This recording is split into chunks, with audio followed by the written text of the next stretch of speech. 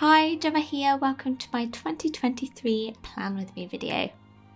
This is the first video that I've created for my YouTube channel in 2022. Obviously it's now 2023 because I'm running a little bit late in putting it out, but it feels like a tradition to me now to put out a Plan With Me video. It feels like the bare minimum for my YouTube channel, so I'm here to put it out because I always set up a new journal. So I really wanted to capture that and share it with you because it's one of my most creative parts of the year. I love getting a new journal. Stationery fans will understand, but I love the fresh start element of setting up a new journal as well. So I'm inviting you all alongside me as I create it. The journal I'm using this year is Notebook Therapy's Suki journals, one of them, and I have gone for the Tory edition.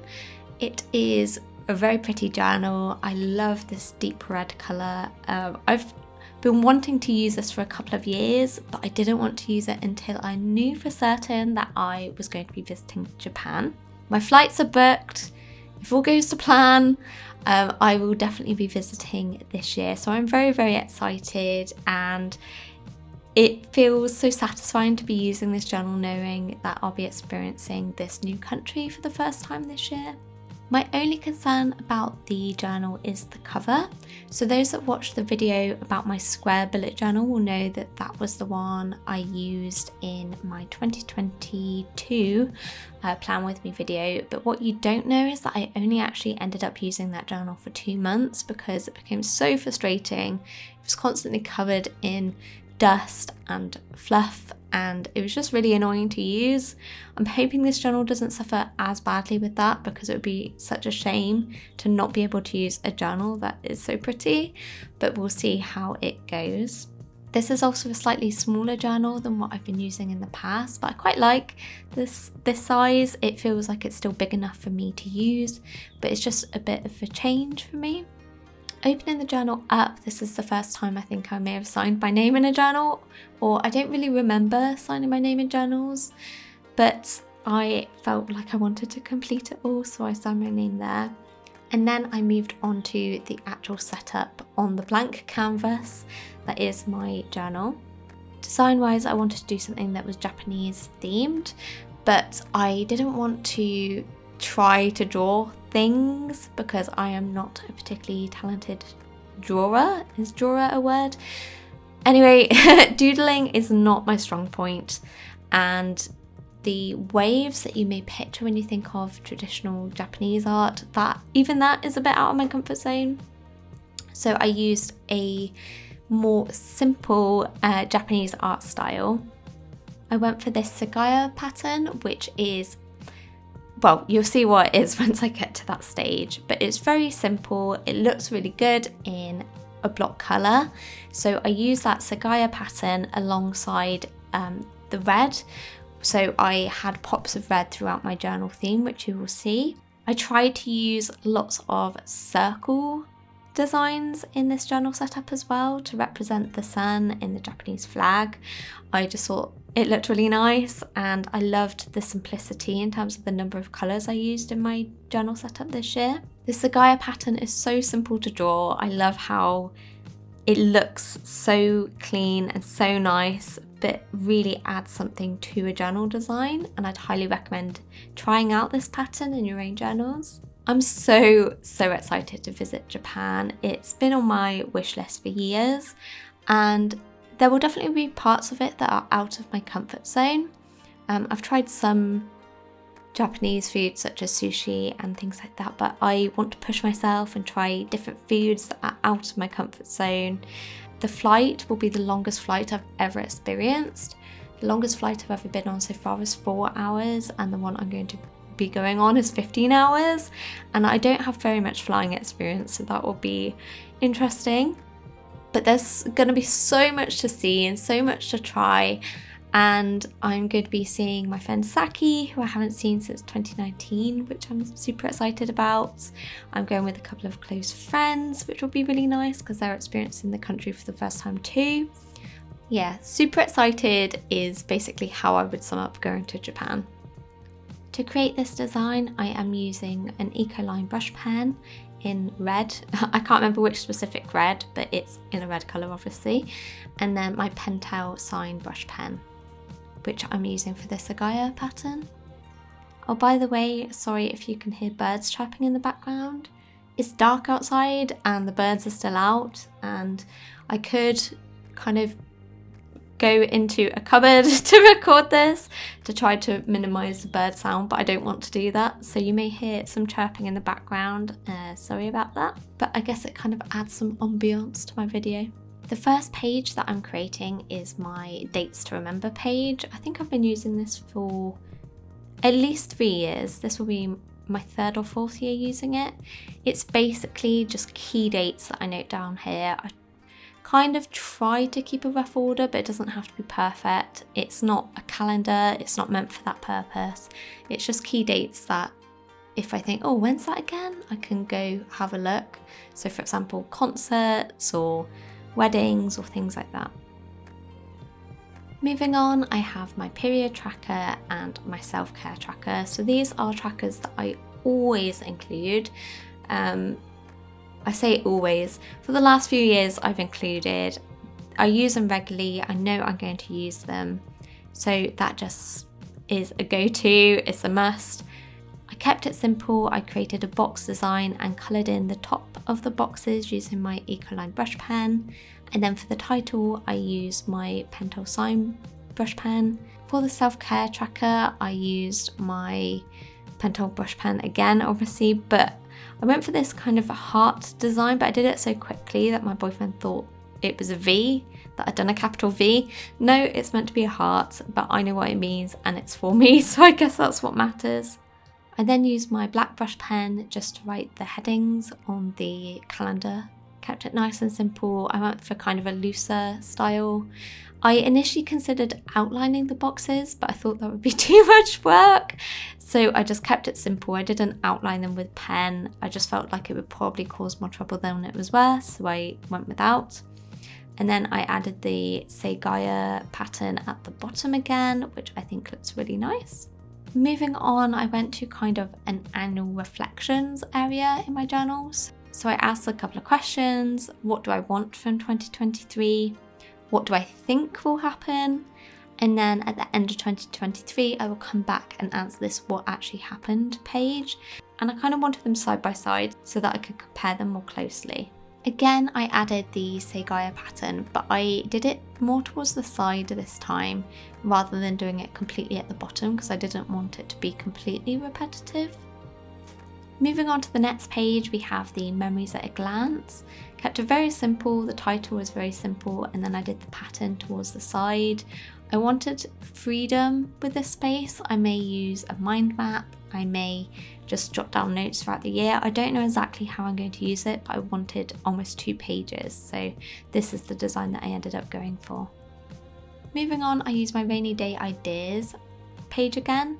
I quite like this if I'm feeling restless, just to have a look and give me ideas to help me kind of get out of my funk. And yeah, it's not so much for rainy days, it's more for when I'm feeling bored and restless and want ideas of things to do.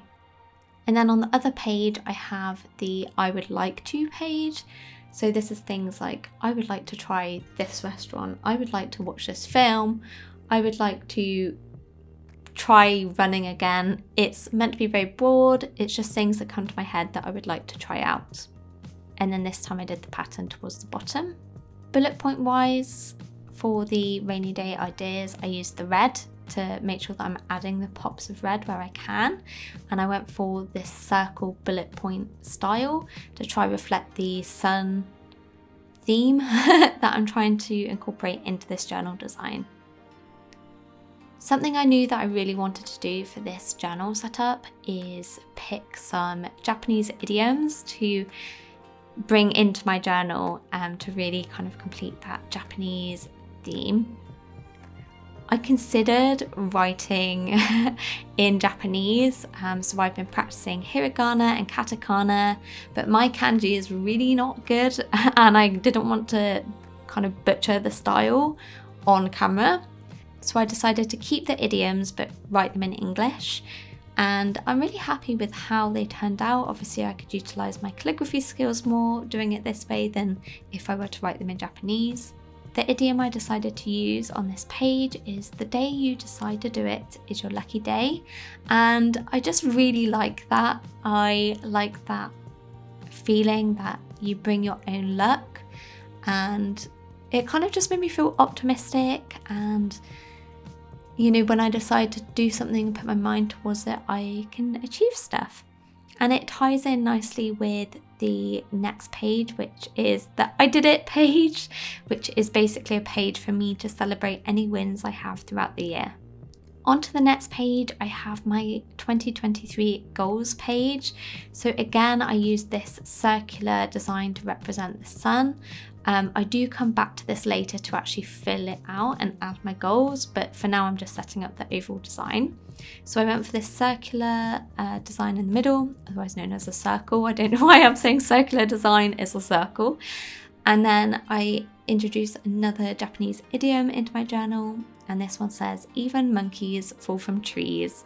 So I really liked this one as well in relation to goal setting. So even those that know how to do something innately make mistakes, and it's okay. Something I wanted to introduce back into my journal design is a quarterly goal setup. So I really like quarterly goals. I think 3 months is a great period of time to set yourself goals. It's enough time to challenge you, but enough time to see results. I wasn't sure whether just to set up one quarter in the design of the start of my journal, and then for other quarters I pick a favourite theme from that quarter, but I thought for simplicity and consistency I would just do them all the same style. So at the top of each quarter I have an area for a mini mind map to think of different goals I would like to achieve for that quarter. And then what I'll do is I'll bring out 3 top goals to put down for that quarter. And the reason why I'm doing that is because it's very easy to overwhelm myself otherwise. Onto the next few pages, and I've got the diary of a biz owner, and this is just an area exclusively for me to document how I've been finding my business journey in that quarter. So on the top left hand side I have like the relevant quarter, so quarter 1, quarter 2, etc. And yeah, it's just a chance for me to talk about the highs and lows of running my own business. The final pages that I'm adding to the start of my journal are these anxiety logs. Anxiety logs are something I've been doing for a couple of years now in my journal. I don't know if I shared this layout before in previous Plan With Me videos, but I find them helpful. So I create 3 columns. In the first column, I would write what is worrying me. In the second column, I have the what can I do about it section. And then in the third column, I have the what actually happened section. And I like breaking it up in this way because writing down what you're actually worried about is helpful. But then also writing what can I do about it helps me feel more constructive and more in control of what's going on. And then the third column, what actually happened, is a way for me to look back and think, wow, I did not need to stress about that, and just kind of reiterate that everything worked out okay. Or if it didn't and my concern was legitimate, then it worked out in the end and I was able to work through it. Design wise, I kept this style very loose, so I didn't use rulers, I just went for it in terms of lines and hoped for the best. Finally, I went back and I added the calendar for my period tracker and my self-care tracker. This bit always takes ages, and I think this is the first year I have not made a mistake in the calendar, or maybe I just haven't realised that I've made a mistake yet. But yeah, normally I always make a mistake and it's always a pain in the bum. Okay, so here's what my journal looks like before I filled it out. So this is kind of the core design before I add anything at all. So now I'm going back and filling stuff in. So for example, my rainy day ideas, I haven't filled out the entire thing. It's just a couple of ideas that immediately popped to mind. So play a board game, watercolor painting, go for a walk. Those are just a few examples. And then moving on to my 2023 goals, I wanted to be realistic with my goals this year. Not that I wanted to set myself goals that weren't stretching, but I wanted goals that felt achievable, and not just achievable in the sense that I could do one specific goal, but in the sense that I could achieve all of my goals. So the first goal that I set for myself is to get my workbooks printed. And the workbooks I'm referring to are my calligraphy workshop workbooks. So at the minute I use my own printer, and it's a bit of a faff preparing them each time. So even though it may be a little bit more expensive getting them professionally printed, it will save me a lot of time. And I just want to streamline my workshops as much as possible. My next goal was to reach week 6 of Couch to 5k. And you may be thinking, well, Gemma, why don't you just set yourself the goal of completing the entire thing? No, don't pressure me. I have tried Couch to 5k for the last couple of years, and the first year I reached week 5, and I was so happy that I'd made it that far. Because when I started Couch to 5k, I tried running for a minute, and I genuinely really struggled on that first minute. So to see the progress, I was really satisfied. But then it started to get cold and gloomy, and I didn't want to go. So I stopped, and I tried to pick it back up in 2022. The motivation wasn't the same. I just wasn't motivated to complete the entire year or the entire course even. So this year I wanted just to push myself a bit past what I had done the previous couple of years. So I don't want to complete the entire thing. I just want to push myself further than I've pushed myself before in relation to running. And I just want to say, for those that have never run before, those that are unfit, those who feel that they can't do it, I genuinely really struggled for that first minute of the run. It was a challenge, and I don't know if you know the concept of Couch 5k, but the idea is that you build up your resilience and you're able to run more over the course of a set course. And the next week was meant to be run for 90 seconds, and I thought, there's absolutely no way I'm going to be able to do that. It's just impossible. I just can't. And then I was able to run for a minute and 90 seconds, and then 3 minutes, and then 5 minutes, and I was so proud of myself. And if you think you can't do it, I promise you that you can. It's challenging, but it's so satisfying when you're actually able to do it. And I have family friends that have started Couch to 5k, and now they run marathons. I mean, I will definitely not be running marathons, but there are people that were couch potatoes that now genuinely run marathons. So who knows, you may be someone that becomes super fit and athletic and does crazy stuff like marathons. That was a long talk about running for someone who doesn't like running that much. Anyway, moving on. So my third goal was to complete my Claster course and Creative Biz Success Society content. So these are my 2 new memberships that I launched in the last few months. I just want to complete all of the content. I'm not focused on the number of members. I just want to complete the entire course. I will obviously be hoping to gain more members into those, but for me, I want to make sure that the content is high quality and to the level that I want it to be. My next goal won't be a surprise to you if you've listened to my podcast, but it's no working on weekends and no working after 6 p.m.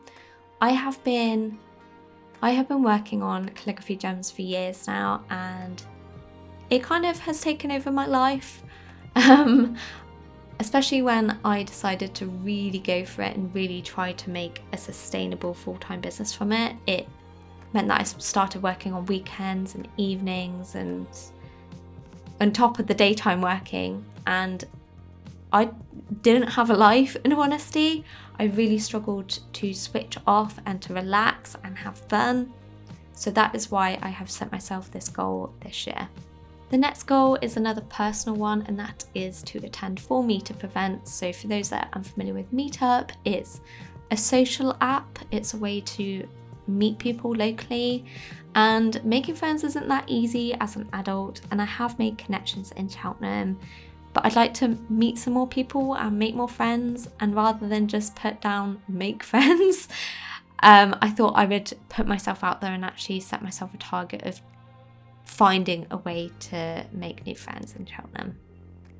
The next one is to make a profit from Facebook ads.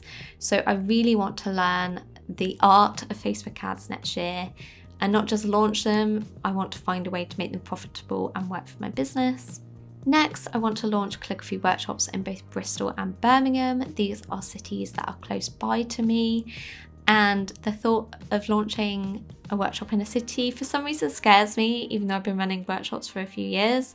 So I'm definitely going to do it this year. I'm going to stretch myself and try to do at least one in each of these 2 cities. My next one is to pitch myself to 3 other podcasts. I really want to be a guest on podcasts. I like chatting to people, and I want to maybe talk more about myself. So that is why I've put myself forward. So that's why I want to put myself forward to other podcasts. I want to chat with other business owners about businessy things. And yeah, I thought that was a reasonable goal.